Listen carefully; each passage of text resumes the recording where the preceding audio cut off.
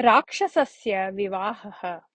पूर्वं कोसलदेशस्य राजधान्यां शङ्करशास्त्री नाम महान् वाग्मी कश्चित् आसीत्।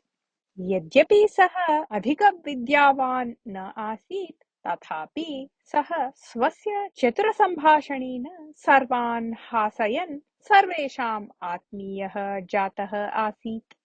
तस्य आवृत्तः कोसलराज्यस्य आस्थानपण्डितेषु अन्यतमः आसीत्।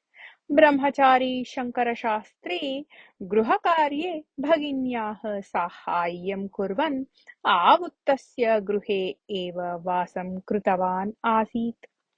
एकदा शङ्करशास्त्रिणः आवुत्तः स्वपत्नीम् उद्दिश्य, अये, अस्माकं महाराजस्य पुत्र्याः स्वर्णलतायाः विवाहार्थं प्रयत्नः प्रचलन् अस्ति।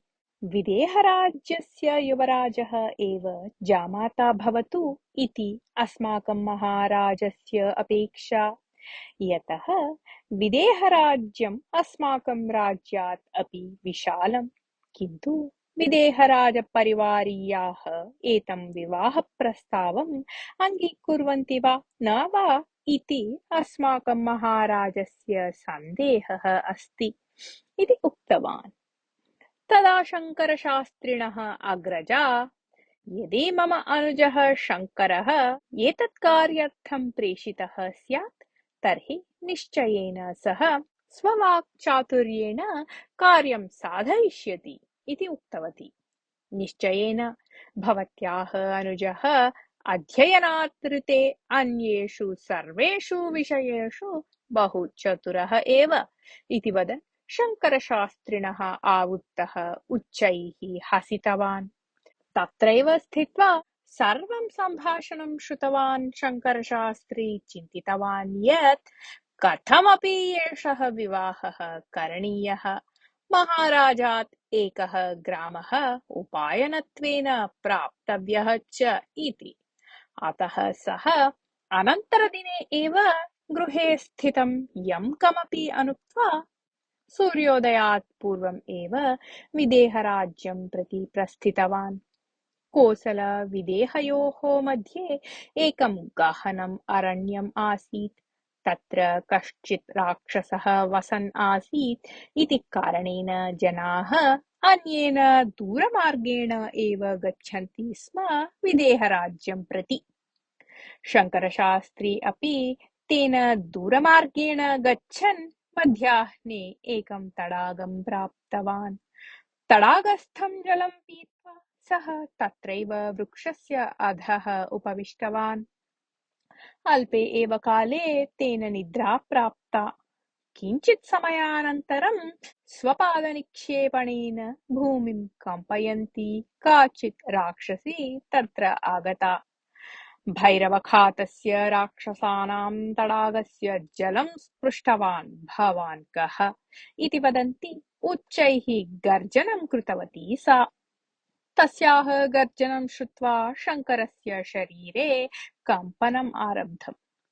मम मरणं सन्निहितम् एव इति भावयन् कम्पमानः एव सः, हे अम्बे, अहं शङ्करशास्त्री अस्मि।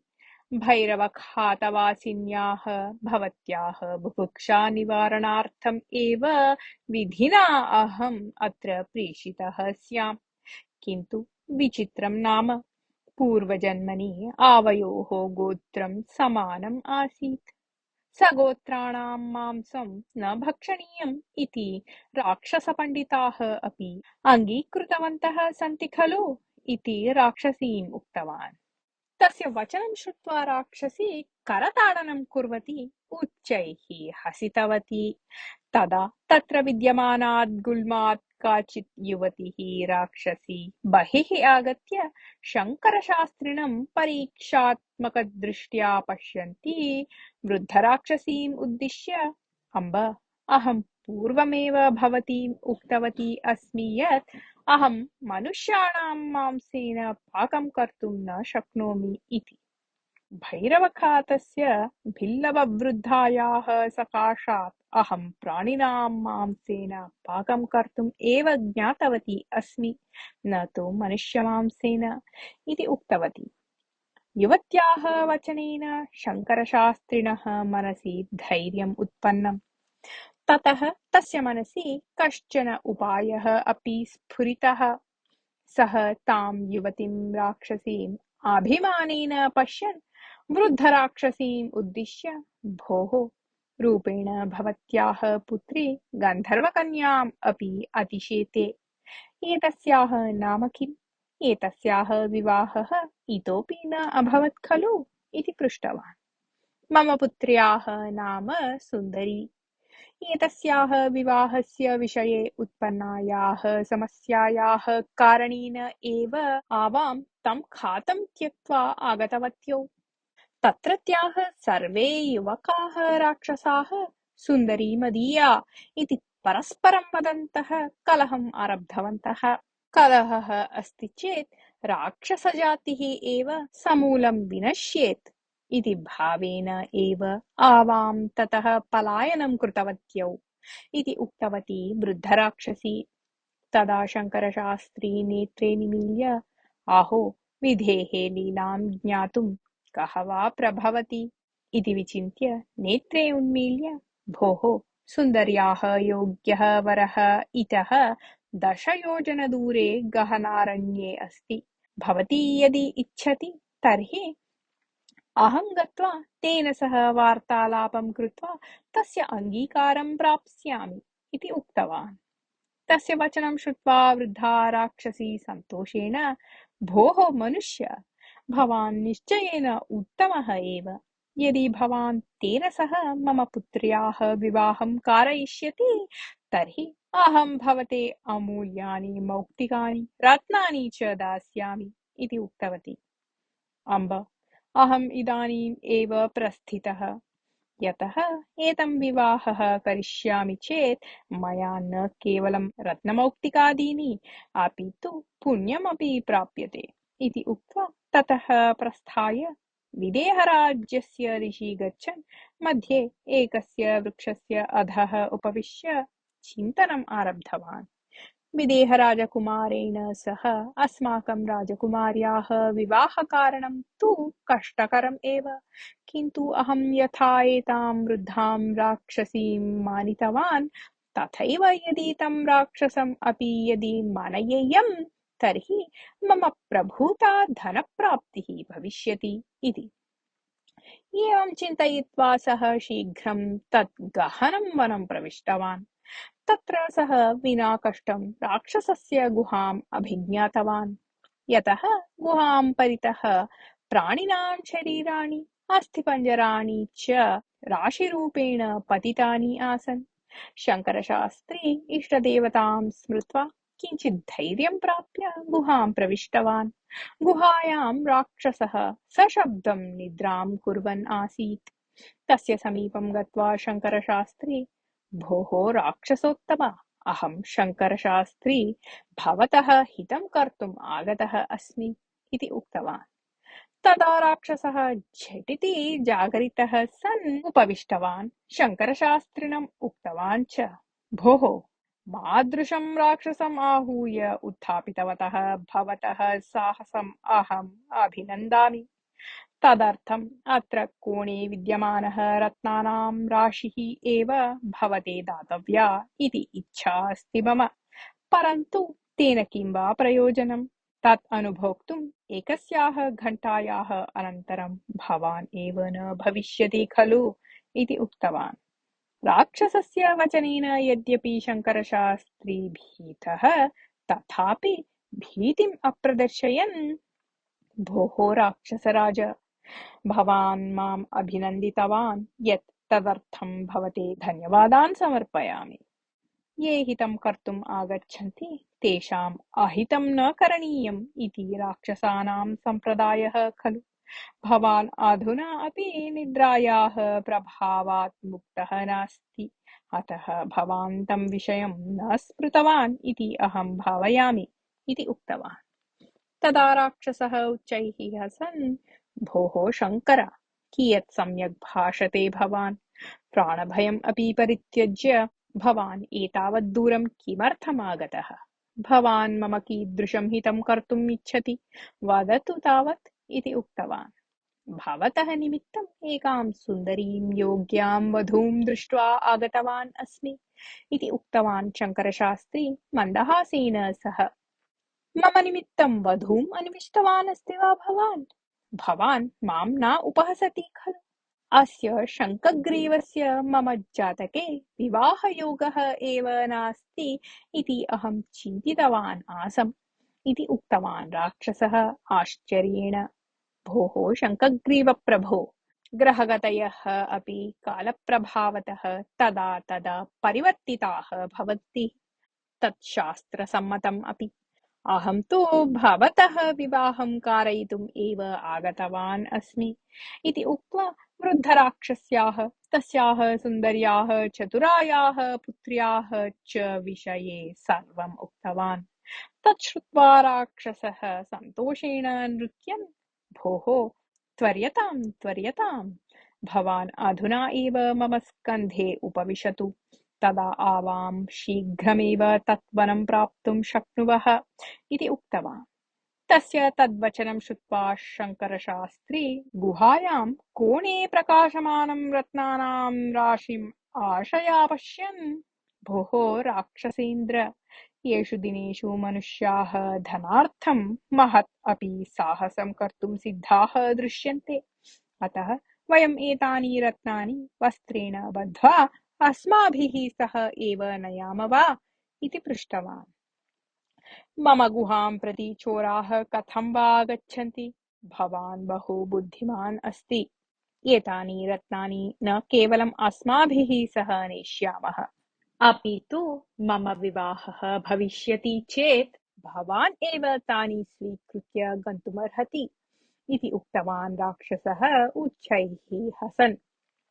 शङ्करः स्वस्य उत्तरीयेण तानि सर्वाणि रत्नानि बद्ध्वा स्वीकृत्य राक्षसस्य स्कन्धम् आरूढवान्। रात्रेः पूर्वमेव तौ द्वौ अपि वृद्धराक्षस्याः स्थानं प्राप्तवन्तौ। दूरात् एव आगच्छन्तं शङ्खग्रीवं दृष्टवती वृद्धराक्षस्याः पुत्री सुन्दरी मातरम् उद्दिश्य, वरः अन्धकारात् पूर्वमेव प्राप्तवान् यत् तत् उत्तमम् एव अभवत्, अन्यथा अन्धकारे तस्य रूपं ज्ञातुम् अपि कष्टमेव अभविष्यत् इति उक्तवती। तदा वृद्धराक्षसी उदरोपपीडं हसन्ती, किं भोः वरः तावान् कृष्णः इति भवती वदति किम्? वयं राक्षसाः तु रात्रौ एव मृगायां कुर्मः खलु, अतः यदि वरः श्वेतः स्यात् तर्हि सः एकमपि मृगं न प्राप्नुयात् इति उक्तवती। तावती काले राक्षसः शङ्करशास्त्री च तत्र प्राप्तवन्तौ।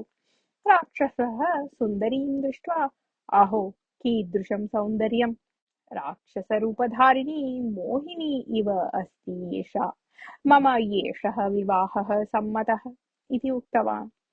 वृद्धराक्षसी स्वपुत्रीं, वत्से अस्मिन् विषये भवत्याः अभिप्रायः कः इति पृष्टवती। ज्येष्ठाः यत् वदन्ति तत् कनिष्ठानां सम्मतम् एव भवति इति मन्दम् उक्तवती सुन्दरी लज्जया किञ्चित् पृष्ठतः उपविशन्ती।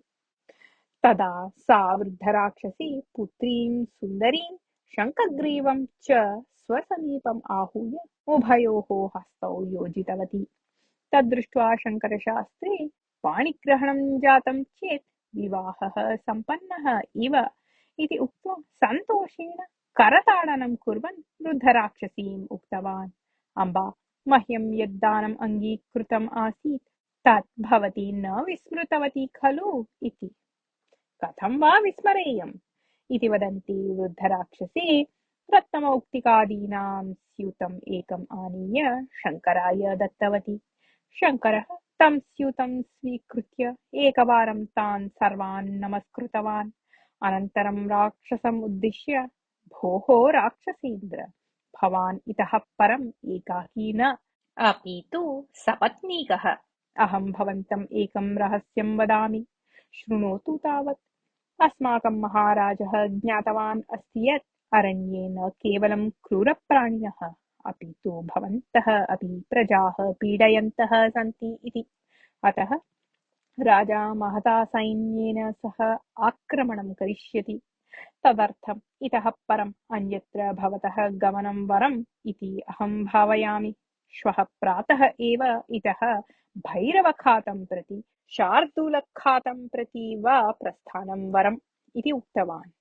तस्य वचनं श्रुत्वा राक्षसः कोपेन हुङ्कुर्वन् पादेन भूमिं प्रहरन् तृणप्रायेभ्यः मानवेभ्यः भीत्वा अहं मम गुहां परित्यज्य पलायनं करोमि किम् इति उक्तवान्। तदा शङ्करशास्त्री विनयेन, हे राक्षसोत्तम, भवान् इतः पलायनं करोतु इति न वदामि, किन्तु अधुना भवतः परिवारः विशालः जातः इति कारणेन एषा गुहा पर्याप्ता न भवति। योग्यां गुहाम् अन्विष्य भवान् प्रयाणं करोतु इति मम कथनस्य तात्पर्यम् इति राक्षसम् उक्त्वा, मया उक्तं युक्तं खलु अम्बा इति वृद्धराक्षसीं पश्यन् उक्तवान्। तदा वृद्धा राक्षसी, शङ्करः युक्तमेव उक्तवान् अस्ति, वयम् अधुना एव प्रस्थानं करिष्यामः इति वदन्ती ततः प्रस्थितवती। पुत्री सुन्दरी अपि यदा मातरम् अनुसृतवती तदा राक्षसः अपि तूष्णीं ते अनुसृतवान्। तेषां गमनं पश्यन् शङ्करशास्त्री अपि ततः प्रस्थितवान्। स्कन्धद्वये अपि स्यूतद्वयं वहन् श्रान्तः सः दारिद्र्यं केवलं क्लेशं जनयति इति चिन्तितवान् आसम्, परन्तु सम्पत्तिः अपि क्लेशं जनयति इति इदानीं ज्ञातवान् इति स्वागतं वदन् अग्रे गतवान्। कथा समाप्ता।